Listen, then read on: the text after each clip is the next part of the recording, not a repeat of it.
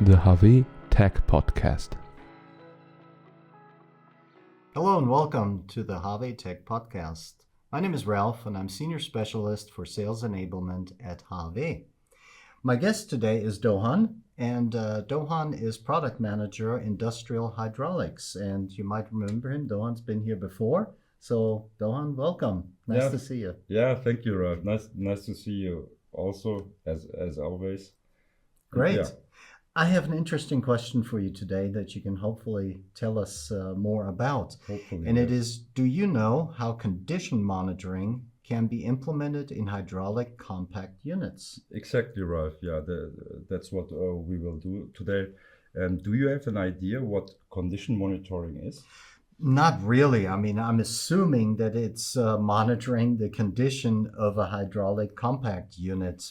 However, I'm not quite sure what conditions such a power unit can have. Essentially, it's about ensuring that the unit is ready for operation. Simple example, I guess you must have come here today by car. Yes, I did. Do you know how much gas you have in your tank? I think on the way to work I was about a half a tank full. Okay, so we hope that you will get home safely, meaning that your car is ready for operation. And it's the same with our power units. So there are several parameters which are essential, important to know that to ensure that the hydraulic power unit is ready for operation. Okay, and which ones are they? I'm sure there's several. Yeah, the most important figures are the oil level, the filling level, the oil temperature, and the operating pressure. Okay. So, if you know these values, or if these values are in a normal range, you can be sure that the power unit is ready for operation. Okay, well that makes sense. Now I know that there are these sight glasses on units to check to check the fill level, for example. Others have integrated thermometers so that I can check the temperature. And then of course we have the pressure gauge, which is included on every hydraulic unit anyway. And so just by me checking those, that's called condition monitoring? In the simplest case, yes, Okay. that's even true. But in reality, however, it is more a matter of measuring the values electronically and transmitting this information to a higher level control system. Okay. There may be several dozen hydraulic units in a manufacturing plant. And the target is that you have a central control system which informs you whether the hydraulic power units built in these machines are ready for operation to avoid a machine stop. Okay, so if the temperature is too high or the fill level is too low, the machine switches off. That's correct, yeah. And in this case, it is even better to have a let me say, early warning signal that you can still react. Okay, yeah, because standstills are expensive. That's the point. Yeah.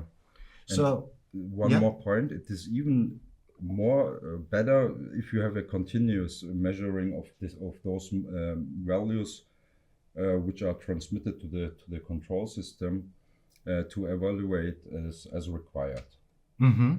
And this is how it's done today? In part, the collection and the evaluation of analog data is more complex than of switching signals.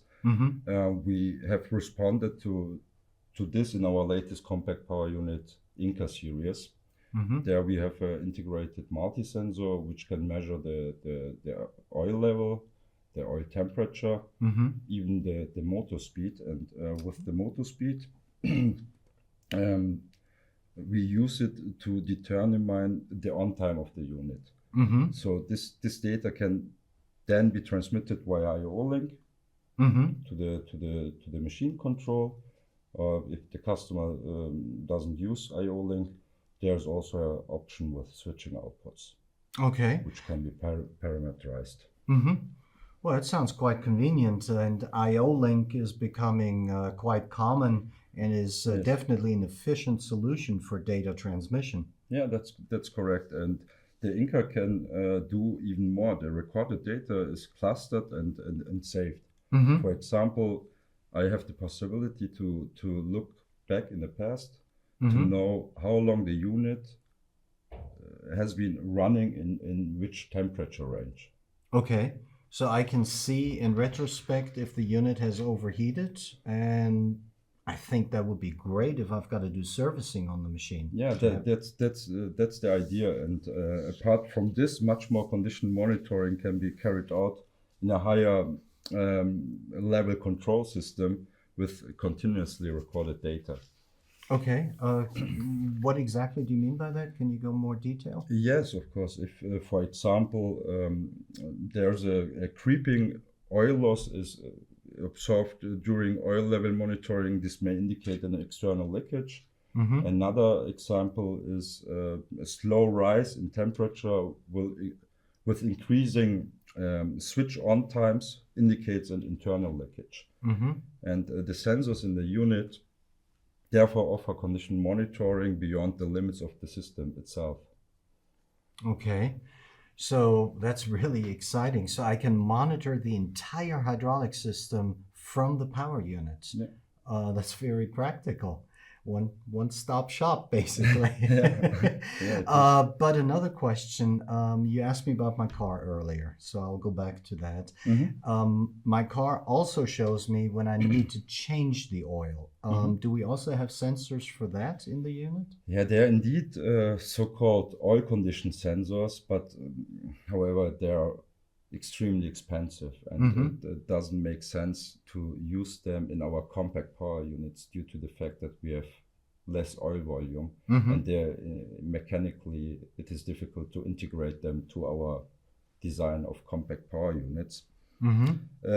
However, we do record the real operating hours of the unit. Okay. And in on-off mode, these are significantly shorter than the power unit is in use. And based on this, you can plan an effective oil change, like the car manufacturers also do it with their cars. Yeah, we'll have either the kilometers or the time, and then it triggers and says, correct. Now it's time. Exactly. Okay, well, perfect. Anything else you want to add? Otherwise, I'll do a quick summary. I think it's good for today. Perfect. Well, then let me briefly summarize here. So condition monitoring in compact hydraulic systems basically involves recording the pressure, fill level, and temperature data. This allows a diagnosis to be made about the operational readiness of the units. So if the measured values are continuously recorded and evaluated, further evaluations can be made. So for example, about the internal or external leaks, as you mentioned, in this entire hydraulic system.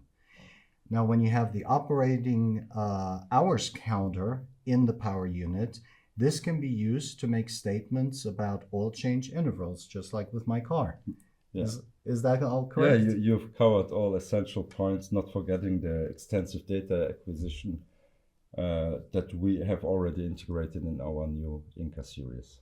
Yeah, and that's definitely good that you mentioned the Inca once more. That is a great product. So thank you very much for coming. Thank you for listening again to our podcast. This was the final episode for this year. So if you have any suggestions, please write us at podcast@hawe.de.